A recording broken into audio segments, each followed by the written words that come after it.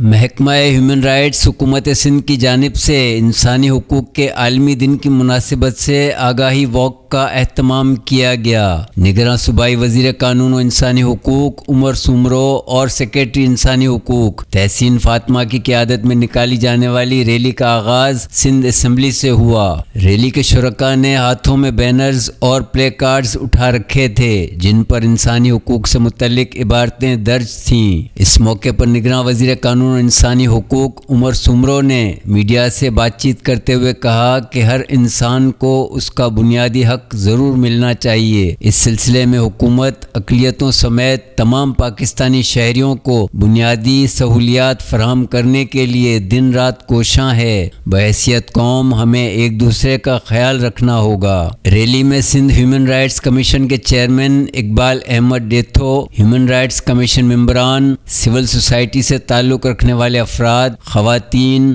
Scouts, وکلاء رہنماؤں، سماجی شخصیات اور مختلف اسکولوں کی طالبات نے بڑی تعداد میں شرکت کی۔ ریلی مختلف راستوں سے ہوتی ہوئی کراچی پریس کلب پر اختتام پذیر ہوئی۔